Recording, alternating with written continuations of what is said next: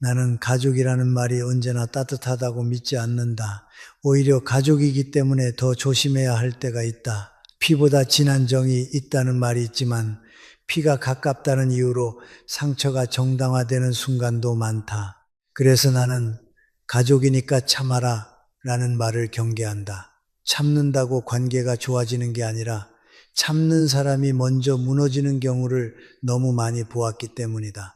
가족이나 친척 관계에서 가장 먼저 확인해야 할 것은 사랑의 크기가 아니라 안전의 유무다.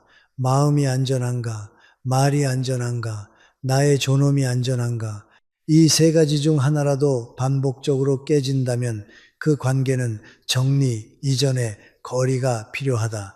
거리는 미움이 아니라 생활의 기술이다. 거리를 두는 사람은 차가운 사람이 아니라 자기 삶을 책임지는 사람이다. 첫 번째로 반드시 피해야 할 유형은 폭력적이거나 잔인한 사람이다.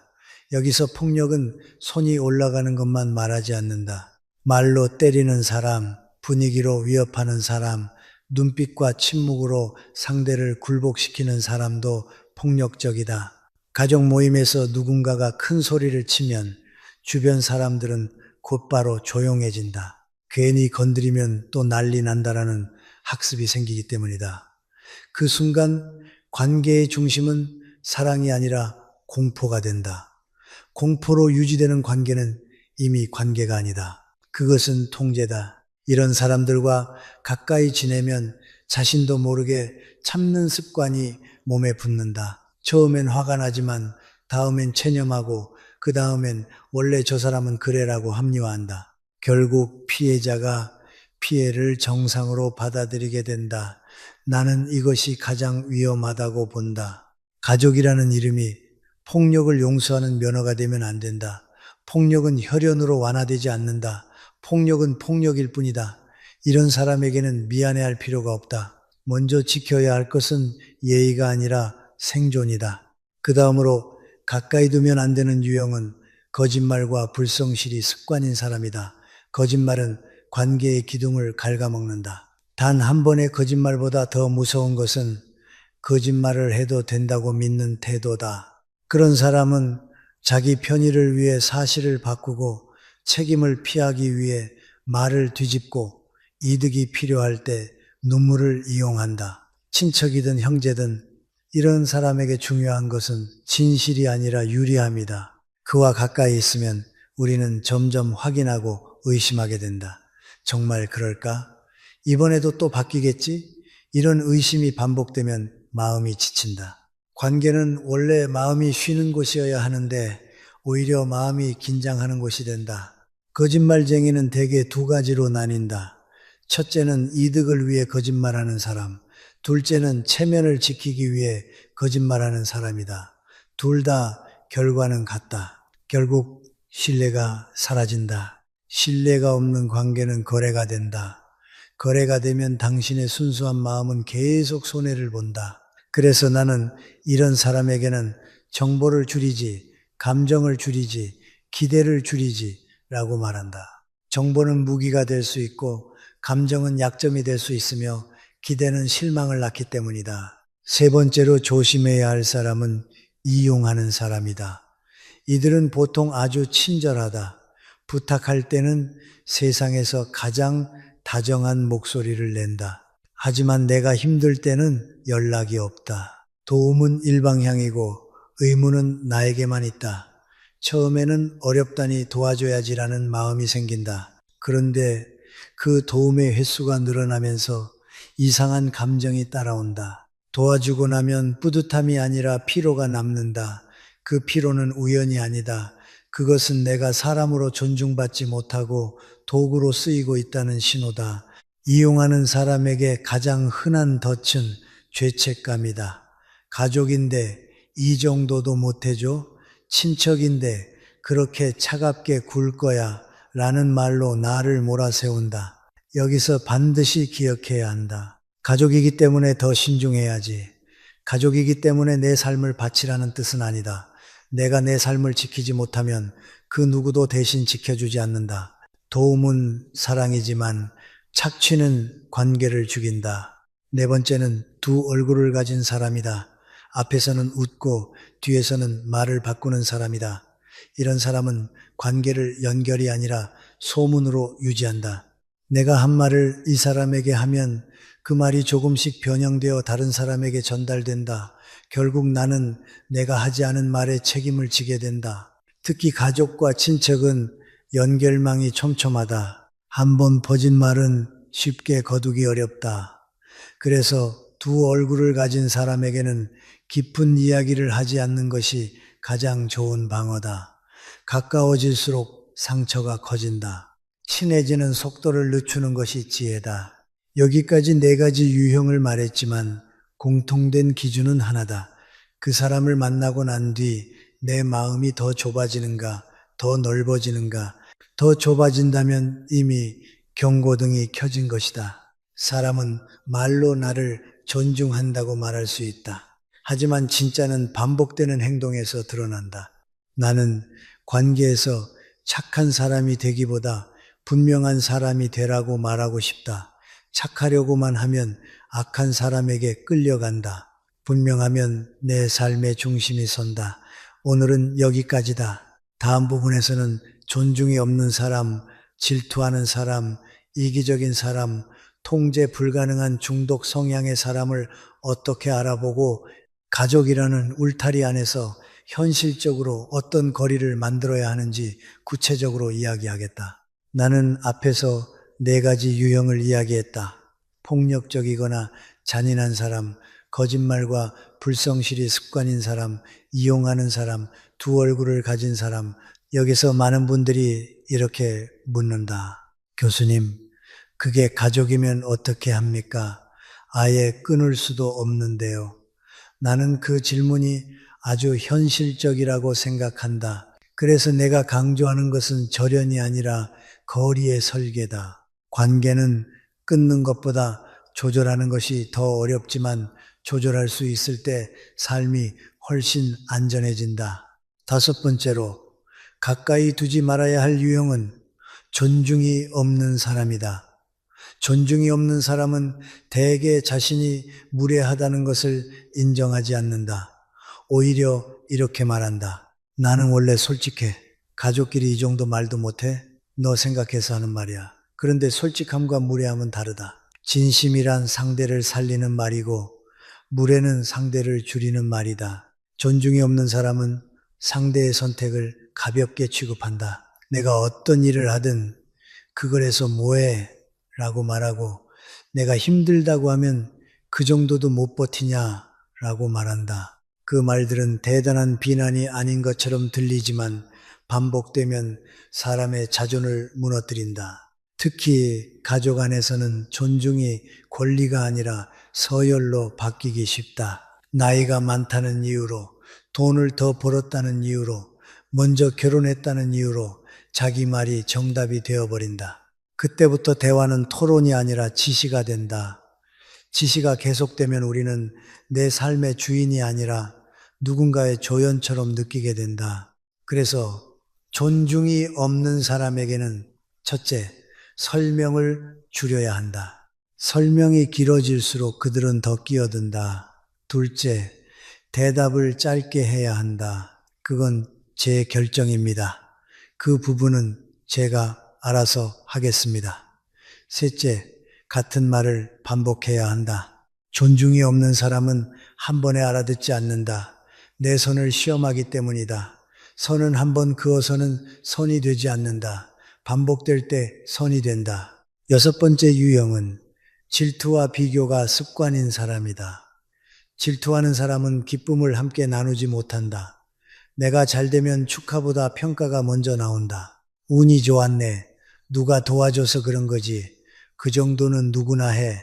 이런 말은 겉으로는 가벼운 농담처럼 들려도 속에는 너를 인정하고 싶지 않다는 마음이 숨어 있다. 질투는 상대의 문제가 아니라 질투하는 사람의 결핍에서 나온다. 그런데 그 결핍이 반복되면 상대를 깎아내리는 습관이 된다. 친척 관계에서 비교는 아주 흔하다. 누구네 아들은 벌써 집을 샀대. 사촌은 승진했다더라.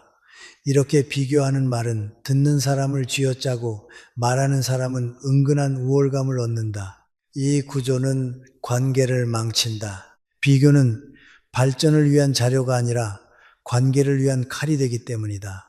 그래서 질투하는 사람에게는 성공을 숨기라는 뜻이 아니다. 다만 공유의 범위를 조절하라는 뜻이다. 내 삶의 성과는 안전한 사람에게만 나누는 것이 좋다. 기쁨을 나눌 사람과 정보를 줄 사람은 다를 수 있다. 이것을 구분할 줄 알면 마음이 편해진다. 7번째 유형은 이기적이고 책임을 전가하는 사람이다. 이기적인 사람은 늘 자기 사정이 우선이다. 내가 아프든 바쁘든 상관없다. 필요할 때만 찾아오고 요청은 크고 고마움은 짧다. 더 문제는 결과가 나쁘면 책임을 남에게 돌린다는 점이다. 돈을 빌려가도 네가 그때 좀 더 빨리 말렸어야지 라고 하고 문제가 생기면 너 때문에 이렇게 됐다라고 한다. 이런 책임 전가가 반복되면 나는 그 사람의 삶을 대신 떠안는 사람이 된다. 결국 내 삶이 무너진다. 이기적인 사람에게 가장 중요한 처방은 거절의 연습이다. 거절을 하지 못하는 사람은 착해서가 아니라 두려워서 거절을 못하는 경우가 많다. 미움받을까봐, 욕먹을까봐, 가족 사이에 소문날까봐. 그런데 그 두려움 때문에 내가 계속 손해를 보면 관계는 오래가지 못한다. 거절은 관계를 끊기 위한 도구가 아니라 관계를 건강하게 하기 위한 장치다. 이번에는 어렵습니다. 그 일은 제 범위를 넘습니다. 도움은 드릴 수 있지만 조건은 여기까지입니다. 이렇게 말하는 것이 어른의 방식이다. 8번째, 마지막으로 매우 중요하게 다뤄야 할 유형은 중독 성향이 강하고 자기 통제가 안 되는 사람이다. 술, 도박, 약물 같은 문제만 말하지 않는다. 감정 중독도 있다. 화를 내야만 존재감을 느끼는 사람, 사고를 만들어야만 관심을 받는 사람, 늘 주변을 소란스럽게 만들어야만 견디는 사람.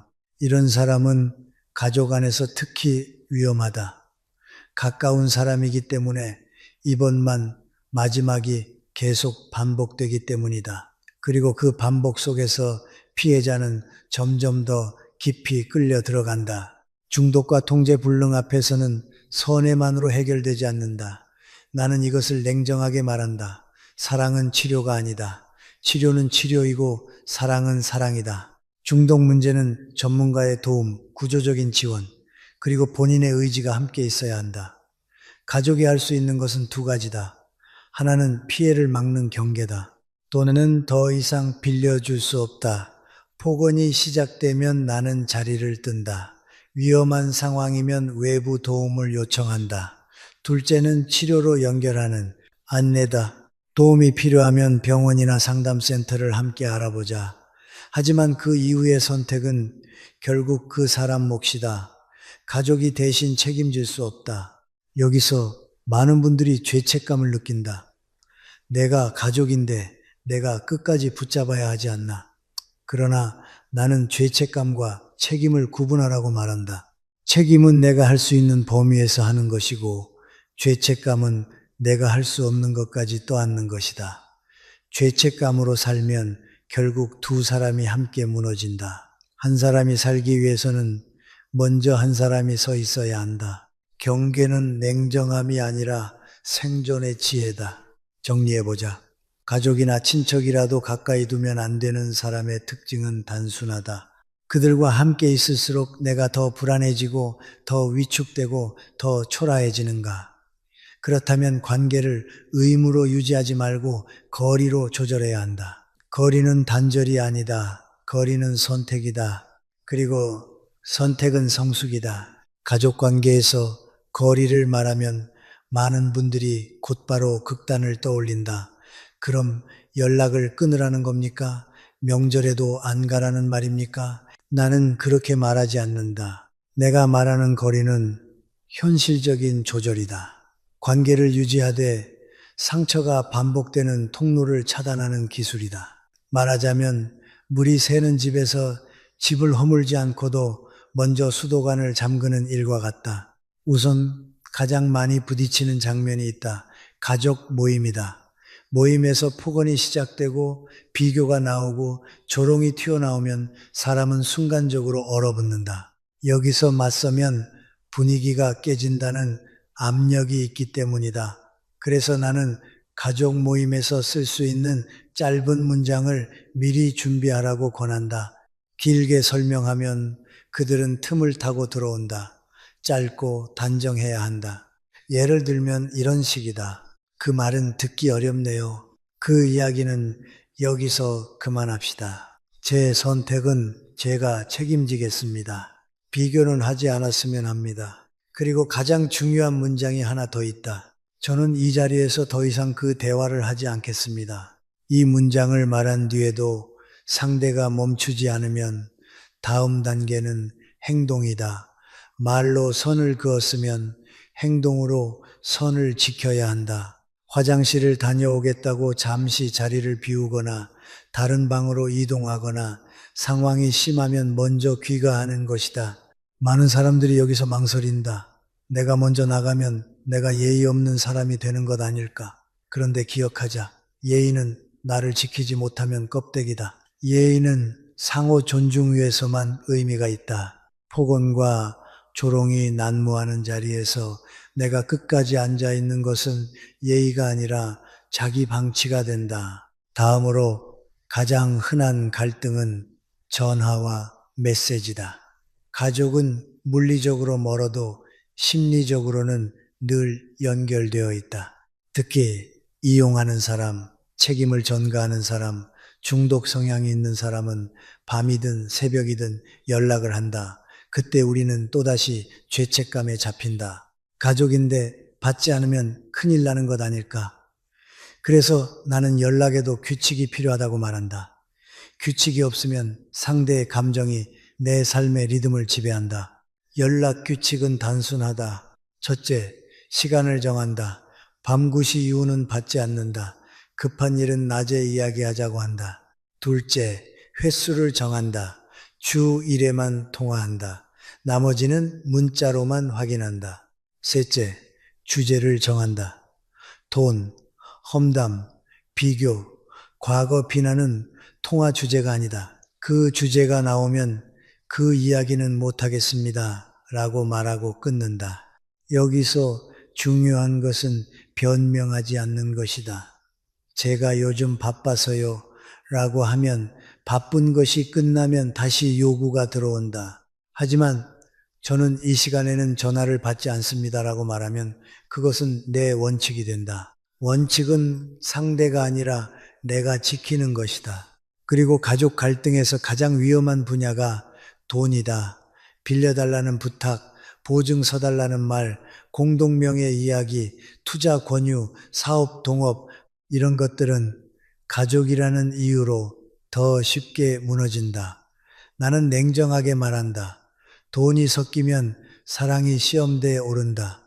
그리고 시험은 대부분 실패한다. 특히 거짓말하는 사람, 이용하는 사람, 중독 성향이 있는 사람에게 돈은 구조가 아니라 연장이 된다. 문제를 해결하는 게 아니라 문제를 오래 끌게 만드는 연료가 된다. 그래서 돈 문제는 세 문장으로 정리할 수 있다. 돈은 빌려줄 수 없습니다. 보증은 절대 서지 않습니다. 가족이라도 돈 문제는 원칙대로 합니다. 만약 정말 도와야 한다면 현금이 아니라 구체적 지원으로 바꾸는 것이 낫다. 예를 들어 병원비가 필요하다면 병원에 직접 납부하는 방식, 생필품이 필요하다면 물건으로 돕는 방식, 왜냐하면 목적이 분명해지기 때문이다. 현금은 흐르고 흐른 돈은 다시 돌아오지 않는다. 하지만 목적 지원은 내가 감당할 수 있는 한계를 지킨다. 또 하나, 가족 안에서 자주 나타나는 함정이 있다. 네가 참으면 된다는 논리다. 가족의 평화를 위해 누군가 한 명이 계속 참고 계속 양보하고 계속 침묵한다. 그런데 나는 그 평화가 진짜 평화인지 묻고 싶다. 누군가의 침묵 위에 세워진 평화는 오래가지 못한다. 그것은 언젠가 병이 된다. 마음의 병이 되고 관계의 병이 된다. 그래서 나는 참는 사람에게 이렇게 말한다. 당신이 참는 동안 상대는 바뀌지 않았습니다. 오히려 당신이 더 약해졌습니다. 경계를 세우는 대화는 감정이 아니라 구조로 해야 한다. 당신이 나를 힘들게 해라고 말하면 싸움이 된다. 하지만 이 방식의 대화는 더 이상 하지 않겠습니다. 라고 말하면 규칙이 된다. 싸움은 상대를 바꾸려는 마음에서 시작되고 경계는 나를 지키려는 마음에서 시작된다.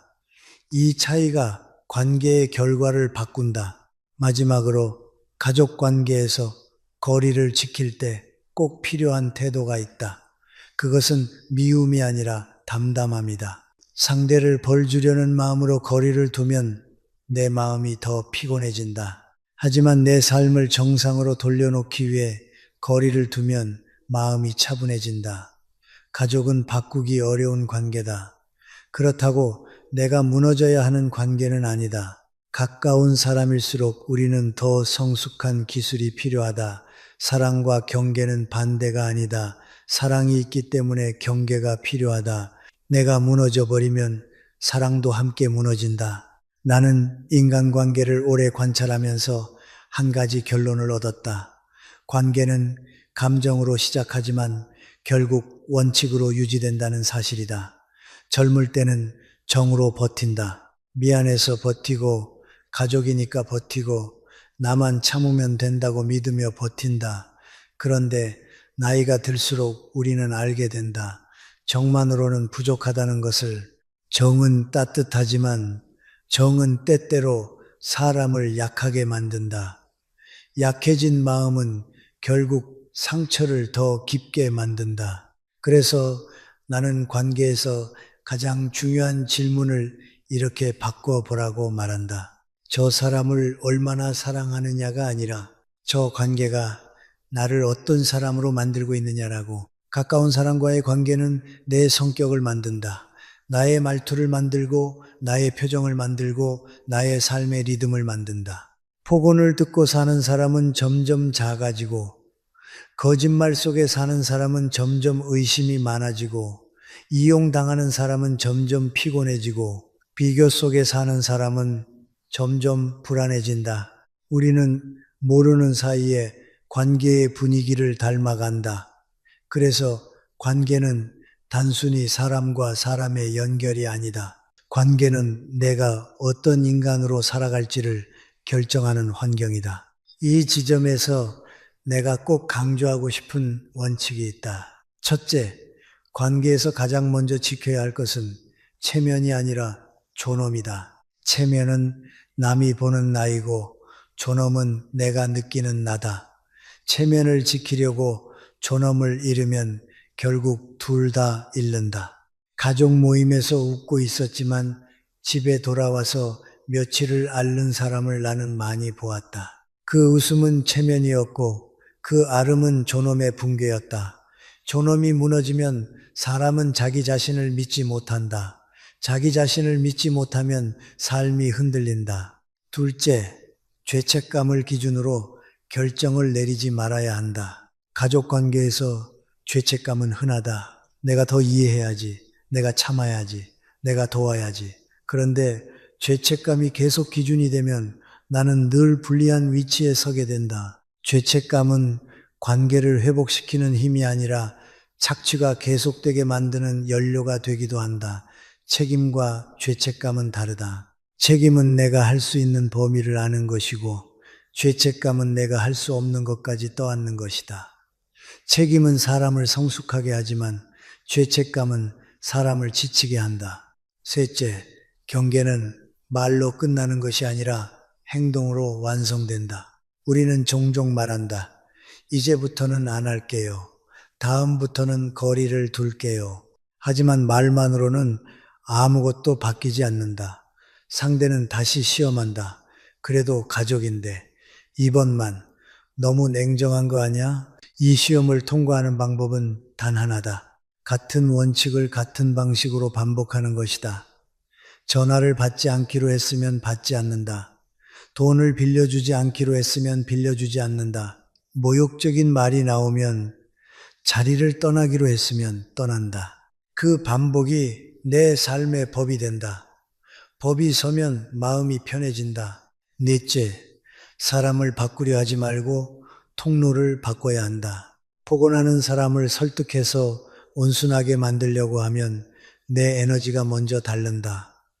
거짓말하는 사람을 진실하게 만들려고 하면 나는 끝없는 확인과 실망 속에 갇힌다. 이용하는 사람에게 인정받으려 하면 나는 더 많은 것을 내주게 된다. 우리는 사람을 바꾸려는 대신 내가 그 사람에게 노출되는 방식을 바꿔야 한다. 만나도 되는 시간, 이야기해도 되는 주제, 제공할 수 있는 도움의 범위, 허용하지 않을 말의 기준, 이것이 통로다. 통로를 조절하면 관계가 무너지지 않으면서도 나를 지킬 수 있다.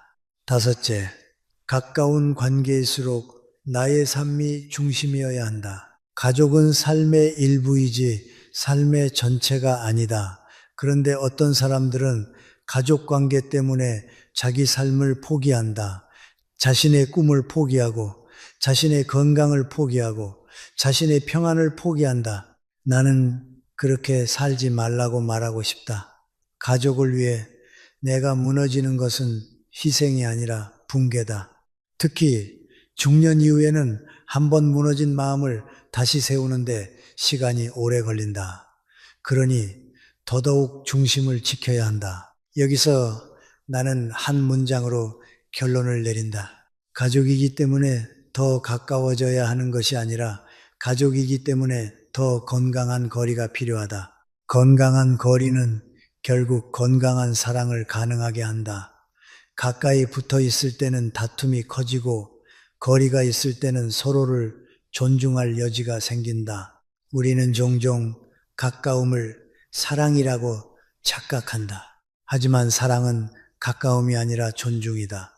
존중은 상대를 억지로 끌어안지 않는다. 존중은 상대의 경계를 인정하고 나의 경계를 지킨다. 이 이야기를 듣고 어떤 분은 마음이 무거워질 수 있다. 그러면 나는 이제 가족과 어떻게 지내야 하나? 나는 그렇게 복잡하게 생각하지 말라고 말하고 싶다. 오늘부터 할 수 있는 작은 선택이 있다. 첫째, 불편한 대화는 짧게 끊는다. 둘째, 돈과 책임은 원칙대로 한다. 셋째, 나를 낮추는 말에는 웃어 넘기지 않는다. 넷째, 내 생활의 리듬을 우선한다. 이 네 가지를 지키면 관계는 조금씩 달라진다. 아니, 관계가 달라지기 전에 내가 달라진다. 내가 달라지면 관계의 질도 달라진다. 나는 강의에서 인간관계를 말할 때 늘 마지막에 말을 정리한다. 관계는 마음으로 시작하지만 갈등은 대부분 말에서 폭발한다. 그래서 경계를 세우는 사람은 감정을 다스리는 것만큼 문장을 준비해야 한다. 준비된 문장은 차갑기 위해서가 아니다. 흔들리지 않기 위해서다. 가족관계에서 가장 흔한 함정은 이것이다. 상대가 선을 넘는 순간 나는 감정으로 대응한다. 그러면 대화는 즉시 싸움이 된다. 반대로 내가 문장을 준비해두면 선을 넘는 순간에도 나는 구조로 대응할 수 있다. 구조로 대응하면 관계가 파괴되기보다 조절된다. 오늘은 그 실전 문장과 상황별 대응을 정리해 보겠다. 첫째, 무시와 비하를 당할 때다. 가족이 가장 많이 하는 상처는 큰 욕설이 아니라 작은 비하다. 너는 원래 그래. 넌 못해. 그 나이에 뭘 하냐. 이런 말이 반복되면 사람은 자기 자신을 의심하게 된다. 이때 중요한 것은 반박이 아니다. 반박은 상대를 설득하려는 시도이고 비하하는 사람은 설득으로 바뀌지 않는다. 필요한 것은 중단이다. 내가 권하는 문장은 이렇다. 그 표현은 듣기 어렵습니다. 그 말은 여기서 멈춰주세요. 저는 제 선택을 존중받고 싶습니다. 그리고 상대가 계속 비하하면 다음 문장으로 넘어간다. 그 대화가 계속되면 저는 자리를 옮기겠습니다. 여기서 핵심은 예고와 실행이다. 예고만 하고 실행하지 않으면 상대는 더 크게 선을 넘는다. 그러니 예고한 대로 움직여야 한다. 잠시 밖에 나가든 방을 옮기든 귀가하든 경계는 말이 아니라 행동으로 완성된다. 둘째, 비교와 질투가 나올 때다. 사촌은 벌써 집 샀다더라. 누구는 승진했다더라. 이런 비교는 조언처럼 포장되지만 사실은 상대를 작게 만드는 방식이다. 비교를 즐기는 사람은 대화가 아니라 평가를 한다. 그 평가 게임에 들어가면 내가 진다. 왜냐하면 평가 기준은 늘 바뀌고 끝이 없기 때문이다. 이때는 설명하지 말고 게임 자체를 거부해야 한다. 비교는 하지 않겠습니다. 각자 사정이 다릅니다. 그 이야기는 제게 도움이 되지 않습니다. 그리고 분위기를 바꾸고 싶다면 이렇게 덧붙일 수 있다. 다른 이야기를 하죠. 질투하는 사람에게는 내 성과를 많이 공개하지 않는 것도 필요하다. 나는 이것을 비겁함이라고 생각하지 않는다. 관계의 안전장치다. 기쁨은 함께 기뻐해 줄 사람에게만 나누는 것이 지혜다. 셋째, 돈 문제가 나올 때다. 가족 관계에서 돈은 가장 흔한 균열이다. 이번만 빌려줘. 보증만 서줘. 나중에 갚을게. 그런데 돈을 빌려주면 관계가 좋아질 것 같지만 오히려 반대인 경우가 많다. 돈은 신뢰의 문제를 드러내기 때문이다. 특히 책임감이 부족한 사람, 중독 성향이 있는 사람, 거짓말이 잦은 사람에게 돈을 주면 문제는 해결되지 않고 연장된다. 돈 문제에서 가장 중요한 것은 한 문장이다. 길게 말하면 설득당한다. 돈은 빌려드릴 수 없습니다. 보증은 절대 서지 않습니다. 그 문제는 제 원칙상 불가능합니다. 상대가 가족인데 너무하다라고 말하면 나는 이렇게 답하라고 권한다. 가족이기 때문에 더 원칙을 지키겠습니다. 이 문장은 냉정해 보이지만 사실은 관계를 지키는 문장이다. 원칙이 없으면 언젠가 폭발한다. 폭발하면 관계는 더 큰 상처를 남긴다. 넷째, 이용과 부탁이 반복될 때다. 이용하는 사람은 부탁의 방식이 아니라 빈도가 문제다. 늘 내가 해결사 역할을 하게 된다. 처음에는 도움인데 나중에는 의무가 된다.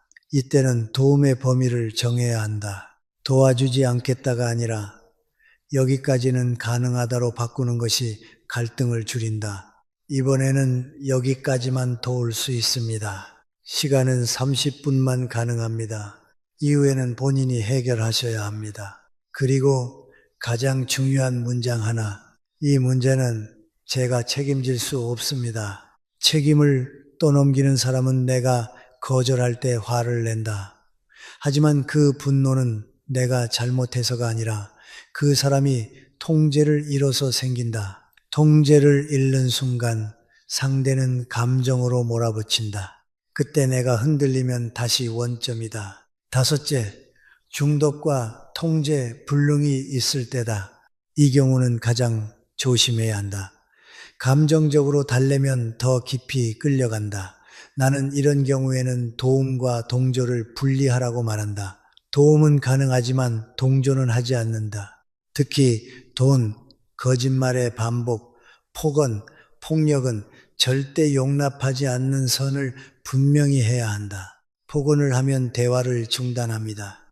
위협이 있으면 외부 도움을 요청합니다. 치료와 상담은 도울 수 있지만 돈은 줄 수 없습니다. 그리고 상대가 정말 변화하려 한다면 이렇게 말할 수 있다. 당신이 치료를 시작하면 그 과정은 함께 알아보겠습니다. 여기서 중요한 건 책임이 상대에게 있다는 것을 잊지 않는 것이다.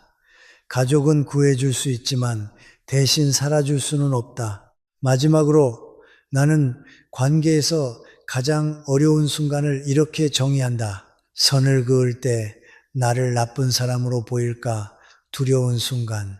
그러나 성숙은 그 두려움을 넘어서는 것이다. 좋은 사람이 되려다 나를 잃지 말아야 한다. 존엄을 지키는 사람은 결국 관계도 지킨다. 왜냐하면 존엄이 있는 사람과의 관계는 함부로 무너지지 않기 때문이다. 오늘 내가 정리한 문장들은 싸우기 위한 말이 아니다.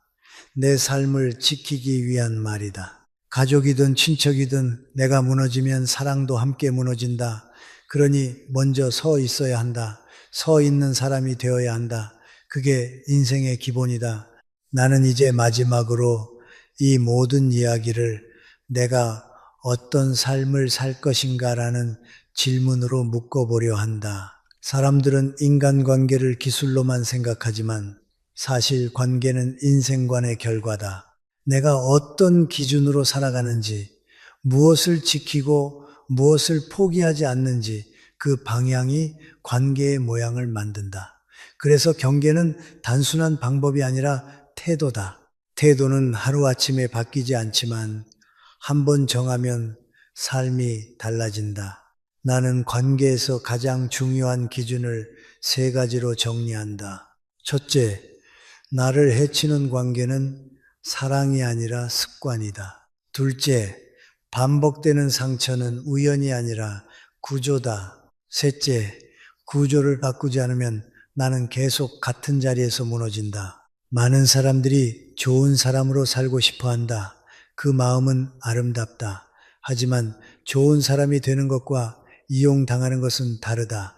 좋은 사람은 선을 지킨다. 이용당하는 사람은 선을 잃는다. 좋은 사람은 상대를 배려하되 자신을 버리지 않는다. 이용당하는 사람은 상대를 살리려다 자신을 버린다. 나는 나이가 들수록 이 차이가 더 중요해진다고 생각한다. 젊을 때는 회복이 빠르다. 하지만 중년 이후의 상처는 길게 남는다. 마음이 다치면 몸이 따라오고 몸이 무너지면 삶 전체가 흔들린다. 그러니 이 시기에는 관계의 정리가 곧 삶의 정리다. 여기서 사람들이 가장 크게 오해하는 말이 있다. 가족은 원래 그런 거야. 나는 이 문장을 아주 위험하다고 본다. 가족이 원래 그렇다는 말은 결국 잘못을 그대로 두겠다는 말이기 때문이다. 폭언이 원래 성격이 되고 거짓말이 그 사람 스타일이 되고 착취가 형편이 어려워서로 포장된다. 그렇게 포장하는 동안 상처받는 사람은 침묵하게 된다. 침묵은 시간이 지나면 자기 부정으로 바뀐다. 나는 그걸 막기 위해 경계를 말한다. 경계를 세울 때 가장 중요한 것은 일관성이다. 상대는 분명히 시험한다. 이번만 가족인데 정 없네. 너 변했다. 이 말들이 몰려올 때 내가 흔들리면 다시 처음으로 돌아간다. 그래서 경계는 감정이 아니라 규칙이어야 한다. 규칙은 그날 기분에 따라 바뀌지 않는다. 규칙은 내 삶의 질서를 지키는 장치다. 나는 일관성을 돕는 아주 단순한 방법을 하나 권한다. 세 줄 원칙이다. 첫째 줄, 허용하지 않을 것 한 가지를 정한다. 폭언, 돈 요구, 비하, 비교, 뒷말 등. 둘째 줄, 그 상황에서 사용할 한 문장을 정한다. 그 말은 듣기 어렵습니다. 그 요청은 불가능합니다. 셋째 줄, 반복되면 할 행동을 정한다. 자리를 뜬다. 전화를 끊는다. 연락 빈도를 줄인다. 이 세 줄이 정해지면 나는 내 삶을 지킬 수 있다. 경계는 상대를 처벌하는 것이 아니다. 내 삶의 규칙을 세우는 것이다. 규칙이 서면 마음이 안정된다. 안정이 생기면 사람은 더 따뜻해질 수 있다. 아이러니하게도 경계를 가진 사람이 더 온화하다. 경계가 없는 사람은 쌓이다가 폭발하기 때문이다. 또 하나 중요한 것은 연민과 동조를 구분하는 일이다. 특히 중독, 통제 불능, 책임 전가가 있는 가족에게 우리는 연민을 느낀다. 저 사람도 힘들겠지. 맞다. 힘들 수 있다. 하지만 힘들다고 해서 내 삶을 무너뜨릴 권리는 없다. 연민은 마음의 이해이고 동조는 삶의 허용이다. 연민은 가능하지만 동조는 경계해야 한다. 힘든 건 이해하지만 이 방식은 허용할 수 없다. 이 문장이 관계를 살린다. 이해해 주되 허용하지 않는 태도. 이것이 성숙이다. 나는 관계를 정리하는 마지막 기준을 이렇게 말한다. 그 관계가 내 삶을 밝히는가, 어둡게 만드는가. 밝히는 관계는 나를 성장시키고, 어둡게 만드는 관계는 나를 소모시킨다. 소모가 계속되면 결국 사랑도 증발한다. 그래서 나는 관계를 정으로만 보지 말고 에너지로도 보라고 말한다. 인간은 제한된 에너지를 가진 존재다. 내 에너지를 계속 빼앗는 관계에 묶여 있으면 정작 지켜야 할 사람에게 쓸 힘이 사라진다. 나 자신, 배우자, 자녀, 그리고 나를 진심으로 아껴주는 사람들, 그들에게 쓸 힘이 남아 있어야 한다. 가족과의 거리 조절에서 가장 품격 있는 태도는 소리 없이 단단해지는 것이다. 크게 싸우지 않아도 된다. 관계를 무너뜨리는 말로 복수할 필요도 없다. 다만 내 원칙을 지키면 된다. 전화 시간, 만남 빈도, 대화 주제, 돈의 원칙, 모욕의 기준, 이 5가지가 정리되면 관계는 놀랄 만큼 안정된다. 그리고 안정 속에서 오히려 서로를 더 인간적으로 대할 여지가 생긴다. 마지막으로 나는 이렇게 말하고 싶다. 가족을 사랑한다는 것은 무조건 참는 것이 아니다. 가족을 사랑한다는 것은 내가 무너지지 않는 방식으로 관계를 유지하는 것이다. 내가 서 있어야 사랑도 서 있다. 내가 나를 지켜야 남도 제대로 사랑할 수 있다. 그러니 오늘부터 한 가지라도 정하자. 나는 이제부터 나를 작게 만드는 관계에 무릎 꿇지 않겠다. 이 결심 하나가 인생의 후반을 바꾼다. 관계가 바뀌기 전에 내가 먼저 바뀐다. 그리고 그 변화가 결국 관계의 질을 바꾼다. 이것이 내가 오래 살며 얻은 결론이다. 나는 마지막으로 이 주제를 끝맺는 말로만 마무리하고 싶지 않다.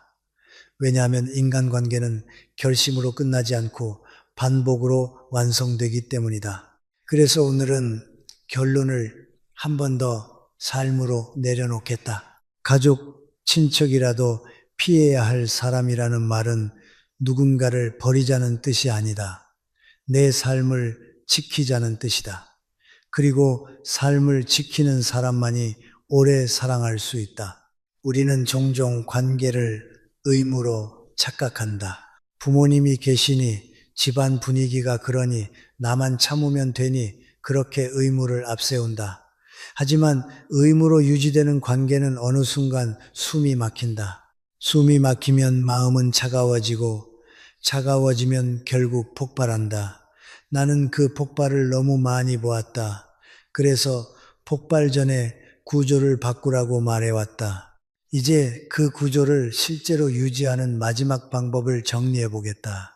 첫째, 나는 내 기준을 종이에 적어두라고 권한다. 머릿속 기준은 감정에 휘둘린다. 하지만 적어둔 기준은 나를 다시 제자리로 돌려놓는다. 예를 들어 이렇게 적는다. 폭언 모욕이 나오면 대화를 중단한다. 돈은 빌려주지 않는다. 보증은 절대 서지 않는다. 비교, 비하, 뒷말이 시작되면 화제를 바꾸고 반복되면 자리를 뜬다. 밤 9시 이후 전화는 받지 않는다. 나의 건강과 생활 리듬을 먼저 지킨다. 이 5줄이 있으면 상황이 흔들릴 때 내가 왜 이렇게 했지? 라는 후회가 줄어든다. 원칙은 나를 죄책감에서 꺼내준다. 죄책감이 줄면 인간관계는 오히려 부드러워진다. 둘째, 가족관계에서 가장 위험한 것은 예외다. 이번만, 오늘만, 명절이니까. 예외가 한번 생기면 그 다음부터 예외는 규칙이 된다. 그리고 상대는 학습한다. 결국 저 사람은 다시 해준다. 그래서 나는 예외를 줄이라고 말한다. 예외를 줄인다는 것은 사랑이 없다는 뜻이 아니다. 오히려 사랑을 지속시키기 위한 안전장치다. 예외가 많으면 나는 지치고, 지치면 사랑은 메마른다. 셋째, 상대를 바꾸려는 대화를 줄이고 나를 지키는 대화를 늘려야 한다. 우리는 종종 상대에게 이해시키려 한다. 내가 얼마나 힘든지 알아. 왜 그렇게 말해? 그런데 포곤하는 사람은 이해로 바뀌지 않는다. 이용하는 사람은 호소로 멈추지 않는다. 두 얼굴인 사람은 진심을 주면 오히려 재료로 쓴다. 그래서 필요한 것은 설득이 아니라 선언이다. 저는 그 대화는 하지 않습니다. 저는 그 요청은 받을 수 없습니다. 저는 그 방식은 허용하지 않습니다. 선언은 싸우자는 말이 아니라 내 규칙을 알리는 말이다. 상대는 불편해할 수 있다. 하지만 그 불편함이 관계를 무너뜨리는 게 아니다. 그 불편함을 내가 견디지 못할 때 관계가 무너진다. 성숙이란 불편함을 견디며 원칙을 지키는 것이다. 넷째, 가족 안에서 정서적 안전거리를 만드는 방법이 있다. 물리적으로 가까이 있더라도 감정적으로는 너무 깊이 들어가지 않는 것이다. 특히 질투하는 친척, 뒷말하는 가족, 비교를 즐기는 가족에게는 깊은 이야기를 줄이는 것이 좋다. 나는 이것을 냉정함이라고 보지 않는다. 자기 보호다. 말을 줄이면 다툼이 줄고 다툼이 줄면 마음이 산다. 마음이 살아야 관계도 유지된다. 다섯째, 이 주제에서 가장 중요한 것은 자기 존중을 회복하는 일이다.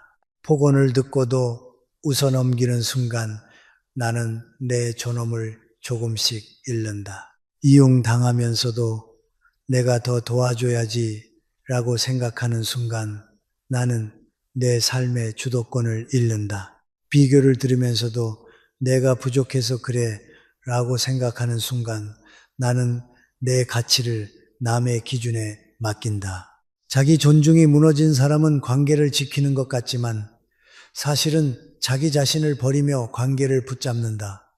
그 관계는 오래가지 못한다. 그래서 나는 이 한 문장을 마지막으로 남기고 싶다. 나는 가족을 사랑하지만 나를 버리면서 사랑하지는 않겠다. 이 문장이 현실이 되려면 오늘부터 아주 작은 행동 하나가 필요하다.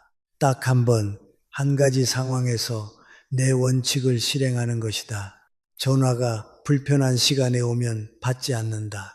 비하하는 말이 나오면 웃지 않고 그 말은 어렵습니다 라고 말한다. 돈을 부탁하면 불가능합니다 라고 말한다.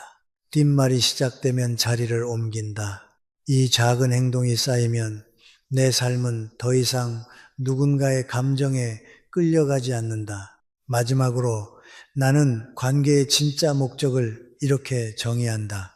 관계는 나를 망가뜨리기 위해 존재하는 것이 아니다. 관계는 내가 더 인간답게 살기 위해 존재한다. 그러니 가족이라도 친척이라도 그 관계가 나를 계속 작게 만들고 어둡게 만든다면 나는 조정할 권리가 있다. 그 권리는 이기심이 아니라 생존이고 성숙이고 삶의 품격이다. 나는 오래 살며 확실히 알게 되었다. 사람은 결국 지킨 것으로 남는다. 나를 지키고 내 삶을 지키고 내 존엄을 지킨 사람만이 끝까지 따뜻한 사람이 될 수 있다. 그 따뜻함은 무조건 참는 약함이 아니라 선을 지키는 강함에서 나온다.